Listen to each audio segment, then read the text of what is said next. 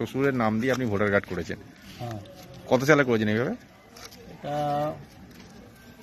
2002 পরে হয়েছে, 2003 সালে এরকম। হুম। হুম।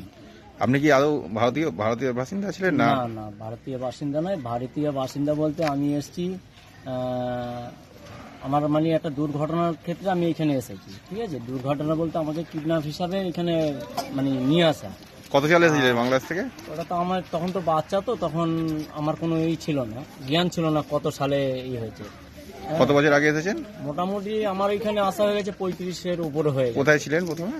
হ্যাঁ, হাওড়া তপসিয়ায় ছিলাম, ওখান থেকে এসে আমতায় ছিলাম, আমতার থেকে বাংলান চতপুরে ছিলাম, তারপরে বিয়ে শাদী করে এইখানে আছে কুলগাছি। এই যে ডকুমেন্টসগুলো কি করে তৈরি করছে, যে ভোটার কার্ড, আধার কার্ড? ওটা তখন আমাদের গ্রাম থেকেই আর কি করা হয়ে গেছে।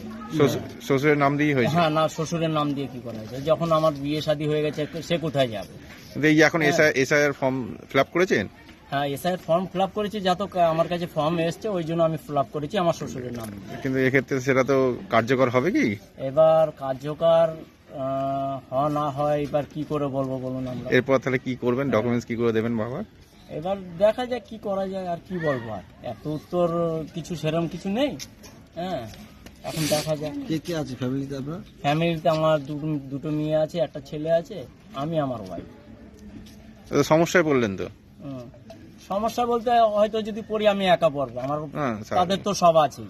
হ্যাঁ, আমার ওয়াইফের 2002 সালে ভোটার লিস্টে আছে, তার বাবা মা সবই এখানে আছে, তাদের প্রবলেম নেই, প্রবলেম আমার হবে। 2002 সালে ভোট দিয়েছিলেন? কে আমি? হয়তো পঞ্চায়েত ভোট দিয়েছি, হ্যাঁ, আপনার ভোট দিতে পারিনি, তখন হয়তো বাইরে ছিলাম আমি কাজের জন্য, কেন খেটে খাওয়া মানুষ।